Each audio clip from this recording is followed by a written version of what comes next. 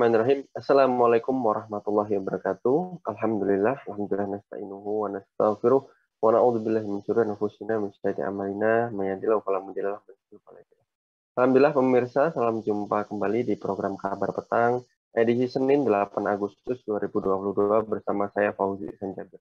Insya Allah dalam beberapa menit ke depan kita akan membaca menelaah berita paling menarik hari ini bersama narasumber yang berkompeten di bidangnya dan tentunya dalam sudut pandang Islam. Inilah Kabar Petang selengkapnya.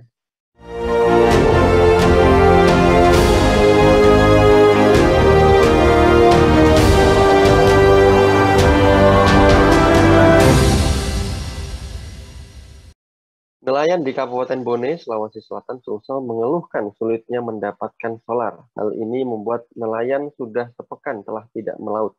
Sering terjadi kelangkaan kalau kita mau beli, sehingga kadang nelayan tidak bisa melaut lantaran tidak dapat solar. Sudah 1 minggu ini tidak melaut, kata pembina Asosiasi Nelayan Purse Seine ANPS Budiman. Budiman menyebut para nelayan sebelum membeli solar di SPBU harus mendapatkan surat rekomendasi dari Dinas Kelautan dan Perikanan. Sementara jumlahnya bergantung dari kebutuhan berdasarkan data jenis kapal dan mesin yang digunakan. Pertanyaannya, bagaimana kinerja pemerintah dalam menjawab problem nelayan dan juga mengapa pemerintah terkesan lamban menyikapi kelangkaan solar? Dan juga apa sebenarnya solusi untuk meningkatkan kesejahteraan nelayan? Untuk membahasnya, alhamdulillah kita terhubung dengan Bung Arif Firmansyah, selaku Direktur Lembaga Studi Ekonomi Islam. Assalamualaikum warahmatullahi wabarakatuh, Bung Arif.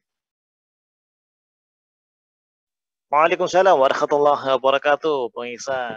Alhamdulillah. Alhamdulillah. Sehat, Bung Arif? Ya, alhamdulillah sehat walafiat. Semoga senantiasa semua kru yang di sana tetap sehat walafiat. Alhamdulillah. Sekarang posisi di mana ini, Bang Arif? Iya, ini kita posisi masih di kota Taichung, Taiwan. Oke, baik. Alhamdulillah kita terhubung dengan Bung Arif di Taiwan. Bung Arif, kawasan perairan yang luas dan kekayaan sumber daya perikanan dan kelautan yang melimpah, khususnya di Indonesia, ternyata belum 100% dioptimalkan oleh nelayan di Indonesia. Pertanyaan berbagai problematika terus melingkari kehidupan nelayan di negeri ini, Bung Arif. Dan juga, apakah sebenarnya problem berat yang dihadapi oleh nelayan di Indonesia ini, Bung Arif? Baik ya, bismillahirrahmanirrahim. Assalamualaikum warahmatullahi wabarakatuh kepada seluruh pemirsa Khilafat Channel yang dimuliakan Allah SWT. Ya, menarik memang kalau kita mengkaji, menyoroti mengenai problematika negeri kita, lebih-lebih negeri kita ini adalah negeri maritim.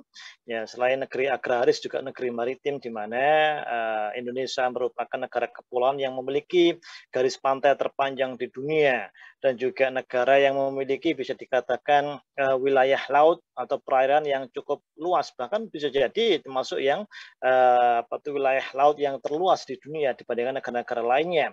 Namun ironisnya kalau kita kembalikan lagi agraris yaitu petani, lantas juga maritim berarti nelayan. Namun sekali lagi kalau kita sudah bicara mengenai petani, nelayan, mereka senantiasa atau masih selalu berada di posisi strata sosialnya itu mereka berada di bawah. Di bawah ini artinya apa? Mereka masih diliputi masalah kemiskinan. Nah, kenapa mereka bisa dikatakan diliputi oleh masalah problem ekonomi yaitu kemiskinan dan sebagainya? Kita kembali lagi kepada fokus kepada pokok bahasanya yaitu nelayan. Nelayan yang pertama adalah mereka tentunya mata pencahariannya di perairan laut, misalnya itu ya. Atau sedangkan laut itu sendiri kalau kita perhatikan, ya kan, ada beberapa masalah yang dihadapi oleh nelayan kecil.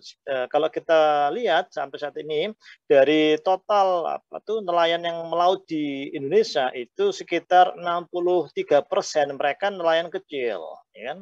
Nah, lantas dari 63% ini ternyata sekitar ya bisa dikatakan 78% dari angka 63% itu mereka mengalami kesulitan. Kesulitan itu apa saja? Yang pertama, untuk mendapatkan ikan misalnya itu ada problem yang mereka hadapi yaitu pengkaplingan laut. Nah, ini ternyata laut ini juga bisa dikapling, ya, tidak cuma tanah.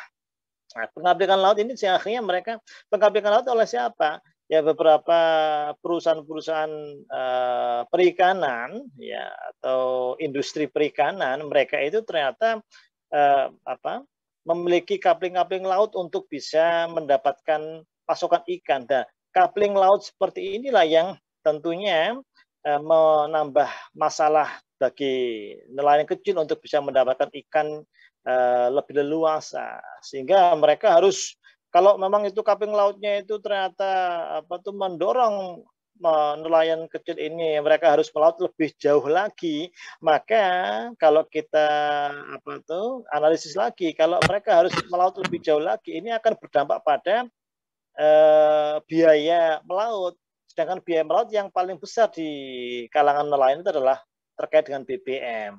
Ya. Nah, sedangkan BBM kalau kita kembalikan lagi masalah yang terkini itu semenjak tanggal 1 Juli ya, pemerintah mengumumkan kenaikan BBM itu. Nah, BBM ini akhirnya meskipun itu yang naik itu adalah BBM yang non subsidi, misalnya itu BBM yang non subsidi, akan tetapi kalau kita kembalikan lagi, meskipun BBM non subsidi itu yang naik, nah, sedangkan BBM subsidi itu diperuntukkan bagi nelayan kecil, cuman pasokan atau komposisi jumlah yang didapatkan oleh nelayan kecil ini tidak semudah selama ini yang dianggapan kalangan pemerintah atau bahkan kita semuanya.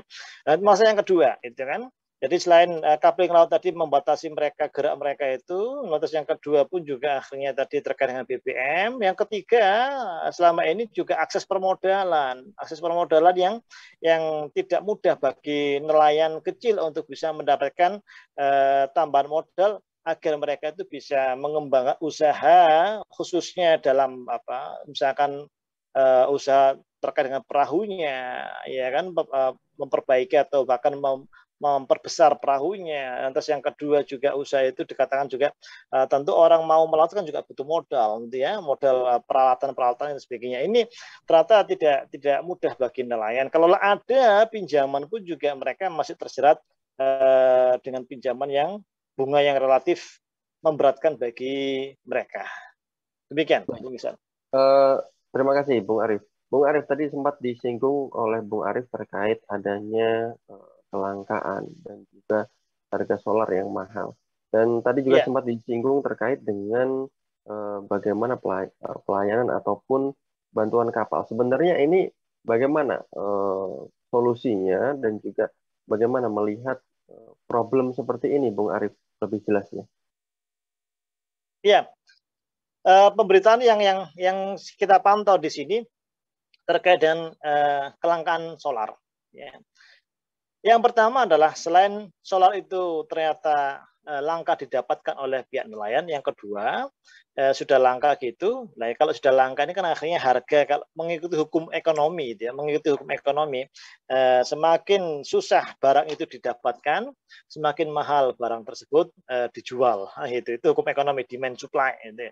Nah, oleh karena ada kelangkaan solar itu, meski kelangkaan ini ada indikasi kalau pembelaan atau jawaban dari pihak Pertamina, misalnya atau di pihak Migas ataupun bahkan KKP itu menjurus pada kelangkaan ini adalah terkait dengan distribusinya itu ada penyelewengan, ada penggelapan itu kalau yang kita perhatikan indikasi yang ditunjukkan oleh Direktur Pertamina ya, yang memperkirakan ini ada penyumbatan distribusi sehingga menyebabkan kelangkaan solar. Nah, kelangkaan solar ini akhirnya juga mendorong harga solar itu khususnya yang non subsidi itu melambung tinggi. Yang semula harga itu di kisaran 12.000 naik 8.000 dan yang terakhir ini yang saya dapati di media massa itu sampai 23.000 misalnya, 23.000 meskipun BBM non subsidi ini bisa dikatakan diperuntukkan bagi nelayan yang memiliki kapal itu dengan bobot 30 gross ton ya. Jadi kan KKP ini kalau saya perhatikan ini kan membagi kapal-kapal itu kan ada yang 30 gross ton, ada 10 gross ton, ada yang kurang dari 5 gross ton, ada yang lebih dari misalnya 30 gross ton ya. Nah, untuk yang kapal-kapal yang sekiranya itu antara 10 sampai 30 gross ton dan di atasnya 30 gross ton itu mereka harus mengkonsumsi BBM non subsidi misalnya itu. Tapi meskipun itu di kapal-kapal sebenarnya ada kapal-kapal yang notabene milik dari beberapa nelayan besar atau nelayan pengusaha, tapi faktanya kan akhirnya menjadikan mereka itu terpukul juga dengan BBM non subsidi yang atau solar ini yang cukup mahal ya. Mahal pun juga karena tadi kelangkaan solar tersebut. Nah, sehingga menjadikan laporan dari Dirjen kalau saya catatan saya di sini Dirjen Perikanan Tangkap yaitu Muhammad Zaini itu menyebutkan sampai sekitar 6.700 kapal yang ukuran 30 gross ton ini mereka harus sementara tidak melaut ya. Kenapa? Karena angkanya tadi itu yang cukup mahal. Nah ini kalau 6.700 kapal, nah satu kapalnya itu berisi sampai sekitar 10-20 nelayan itu. Nah, belum lagi nanti ada juga yang di atas 30 gross ton itu ada sekitar 200.000 kapal yang sekiranya mereka itu tidak melaut. Nah, sehingga kalau saya meminjam data yang disampaikan oleh Muhammad Zaini, ya, Dirjen KKP, itu memungkinkan ada potensi sampai 2 juta nelayan menganggur akibat dari kelangkaan solar. Solar itu langka, akhirnya mendorong jadi harga mahal itu mendorong kapal-kapal nggak jadi melaut. Nah ini menjadi problem lagi. Kalau sudah semakin banyak nelayan itu menganggur, nelayan itu sudah, mohon maaf, seringkali terbelit dengan masalah ekonomi kemiskinan, sekarang ditambah lagi mereka nggak bisa melaut. Nah, semakin bertambah kemiskinan di Indonesia. Demikian, Bung Fauzi Ihsan. Bung Arif, terkait dengan bagaimana sorotan Anda atas kinerja yang mengurusi di bidang itu? Contohnya ada kementerian yang mengurusi BBM, ada Kementerian Koordinator Kemaritiman dan Investasi, lalu ada Kementerian SDM, dan juga Kementerian Kelautan dan Perikanan, ditambah Pertamina. Bagaimana sorotan Anda atas kinerja mereka, Arif? Baik. Kinerja mereka seperti apa ya? Ini sementara ini kalau saya melihat mereka juga membela diri, dia mereka memberikan jawaban dia bagian dari pembelaan diri agar mereka tidak disalahkan. Seperti apa pembelaan diri mereka itu? Misalkan catatan saya di sini ya tadi sempat kita singgung yaitu Direktur Utama Pertamina menyatakan bahwasanya stok Pertamina ini banyak, ya kan? Stok BBM itu banyak. Kalau sampai terjadi kelangkaan ini berarti masalahnya pada distribusi, gitu kan? Masalah pada distribusi. Distribusinya ini memungkinkan ini ada sumbatan-sumbatan tadi sudah kita. Ini pembelaan dari Pertamina. BPH Migas selaku ya bisa dikatakan mitranya Pertamina itu untuk mengawasi stok stok BBM dan juga penyalurannya juga mengatakan bahwasanya nggak mungkin terjadi kelangkaan barang ya kan karena kita sudah memberikan memberikan stok itu sampai sekitar 2,3 juta kiloliter kuota untuk nelayan. Itu pembelaan dari BPH Migas, ini catatan saya ya. Yang sampai pertengahan Juni 2002 baru terserap kurang lebih 600 ton atau masih 15%. Dari 2,3 juta kiloliter itu masih terserap 15%. Lah kok bisa? Ya kan baru terserap 15%, nah 85% belum terserap, tapi kok faktanya yang di lapangan itu mengalami kelangkaan. Berarti kan ini ada ada tidak matching antara apa yang sudah dikerjakan oleh pemerintah tapi dengan fakta yang dihadapi oleh nelayan saat ini, sehingga sampai pihak Dirjen KPK, Dirjen KKP, ya, Dirjen Perikanan Tangkap, yaitu selaku perwakilan pemerintah itu mengajak perwakilan dari dari nelayan itu KNTI, kalau yang saya perhatikan di sini menghadap ke staf kepresidenan yaitu Muldoko, Pak Muldoko untuk meminta diminta pada presiden untuk bisa mengalokasikan dana PNBP, penerimaan negara bukan pajak yang selama ini disumbangkan oleh atau sebagai salah satu pemberi kontribusi terbesar dalam PNBP menurut Dirjen KKP yaitu nelayan atau perikanan, sehingga meminta pada pemerintah khususnya melalui Menteri Keuangan dan Presiden Joko Widodo itu untuk bisa memberikan opsi atau bagian dari PNBP itu dialokasikan untuk pemberian BBM subsidi yang terjangkau bagi para nelayan. Setidaknya semua nelayan mendapatkan sekitar 10.000 lah, gitu ya. Karena memang sekarang ini faktanya kalau yang kita cermati ada selisih yang begitu besar antara BBM subsidi solar ya kan dengan BBM non subsidi. Kalau BBM subsidi solar itu sekitar kisaran 5.800, sedangkan kalau untuk BBM non subsidi solar itu sampai 23.000, ini kan cukup apa tuh cukup besar selisihnya lah. Oleh karena selisih yang cukup besar seperti ini bisa mendorong beberapa oknum-oknum yang ada di lapangan, baik aparat ataupun masyarakat, itu melakukan tindakan yang tidak terpuji seperti tadi penyelewengan dan sebagainya. Ini sementara kalau kita cermati kinerja pemerintah, tapi faktanya meskipun sudah pihak Pertamina tadi sudah memastikan stok aman, tidak ada yang langka, BPH Migas pun juga sudah mengatakan bahkan cuma 15%, terus desain KKP pun juga membantu KNTI untuk bisa mendapatkan mendapatkan opsi tadi untuk bisa terjangkau harga solarnya, tapi sampai saat ini ya itu belum ada realitas yang betul-betul membahagiakan bagi nelayan untuk bisa mereka kembali melaut. Faktanya 20.000 sampai dan juga 6.700 dari kapal itu masih sandar di pelabuhan tidak melaut. Nah, berarti ini belum terjawab problem ini, dan pemerintah masih didorong oleh para nelayan itu untuk membuktikan komitmennya bahwa mereka itu memberikan pelayanan terbaik bagi masyarakat nelayan. Demikian. Oke, baik. Baik, Bung Arif, ada permasalahan lagi terkait dengan nelayan, yaitu akses terkait dengan permodalan yang tadi sempat dibahas di awal, dan juga untuk mendapatkan modal itu sendiri, hingga akhirnya nelayan bisa menjalankan bisnisnya. Menurut Bung Arif, apa solusinya terkait dengan hal tersebut? Ya, yang pertama adalah tadi sempat kita singgung di awal bahwasanya dari jutaan nelayan yang ada itu 67-68% mereka masyarakat nelayan kecil, nelayan kecil. Jadi kan ini mayoritas nelayan kecil yang mereka kalau bisa kita berikan surveinya itu mereka masih rata-rata berpendidikan rendah, atau bahkan masih ada yang mereka itu belum tidak berpendidikan, ya, tidak berpendidikan atau berpendidikan lah. Oleh karena mereka itu dari rata-rata masyarakat yang berpendidikan rendah atau tidak berpendidikan, sehingga untuk bisa permasalahan administrasi kayak permodalan dan sebagainya itu mereka merasa kesulitan, ya kan? Mereka kesulitan. Sedangkan pihak pemberi modal baik dari kalangan bank ya dan non bank lainnya itu mereka mensyaratkan beberapa hal yang cukup berbelit. Contohnya apa misalnya? Contohnya misalkan kalau kita lihat ini ada upaya dari pihak pemerintah melalui, catatan saya di sini adalah melalui Kusuka, program Kusuka ini ya. Apa program Kusuka itu?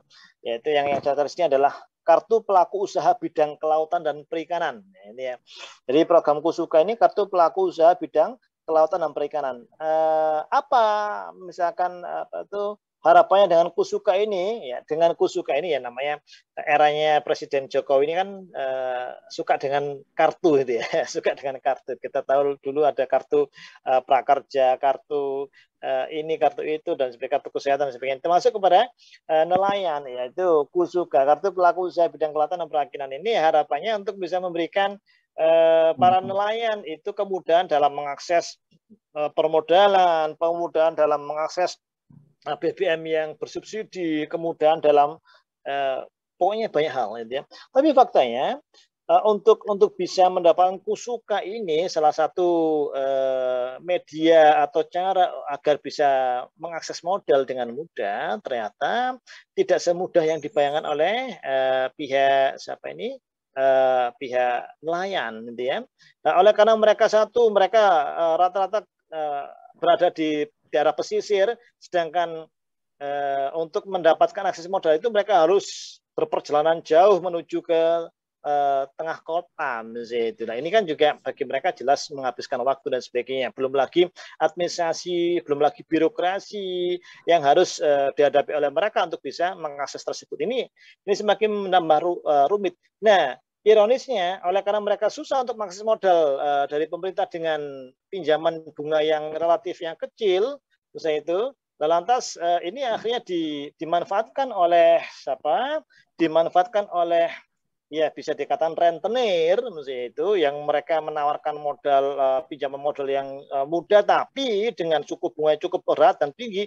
Nah ini akhirnya mereka terjerat rentenir. Ya sama seperti petani juga mereka itu. Nah ini yang menjadi problem bagi nelayan sampai saat ini. Demikian Bung Fauzi Ihsan. Baik, Bung Arif, terakhir terkait dengan bagaimana solusi konkret untuk mensejahterakan para nelayan ini, Bung. Iya, solusi konkret yang untuk mensejahterakan nelayan, maka kalau kita bicara mengenai solusi yang komprehensif, berarti yang solusi itu adalah solusi yang sistemik, solusi yang berbasis pada sistem, gitu ya.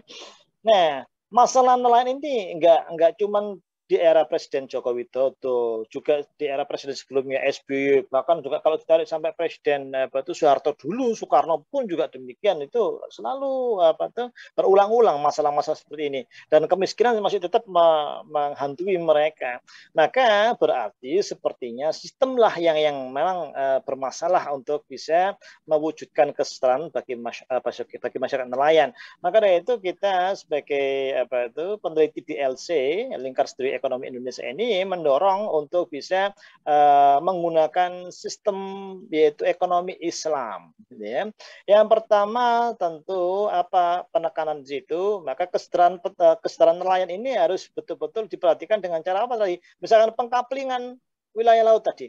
Ya, laut ini nggak bisa dikapling oleh pengusaha-pengusaha besar sehingga akhirnya memaksa nelayan-nelayan kecil ini nggak bisa melaut di area yang memang di situ banyak ikan. Ini kan berarti pengusahaan sepihak. Nah dari konsep sistem Islam, ekonomi Islam, maka menyatakan bahwasanya al muslimuna syuraka'u fi salasin. Kaum muslimin itu atau umat itu, manusia itu, atau di hadis yang lain redaksinya ada an-nasu ya. An-nasu syuraka'u fi salasin. Manusia itu bersikat pada 3 hal, ya, yaitu al-ma'u wal kala'u wan naru. Al-ma'u ini apa? Air. Air itu terkait dengan apa? Perikanan laut, perikanan sungai, perikanan danau. Ini nggak boleh dilakukan kaplingan sepihak oleh pengusaha-pengusaha besar, ya kan? Karena laut ini adalah milik bersama masyarakat ini, sehingga mereka silakan mengambil sama-sama mengambil dengan cara yang benar. Ya, ini salah satunya. Yang kedua juga bisa dikatakan dalam ekonomi Islam itu, maka tugas pemerintah itu betul-betul mereka tuh riayatus unil ummah, yaitu melayani umat, ya, memberikan pelayanan yang terbaik pada umat, bukan malah membuat umat itu atau warga ini susah, sulit, termasuk akses modal tadi itu, terkait dengan administrasinya, birokrasinya, BBM yang langka dan sebagainya.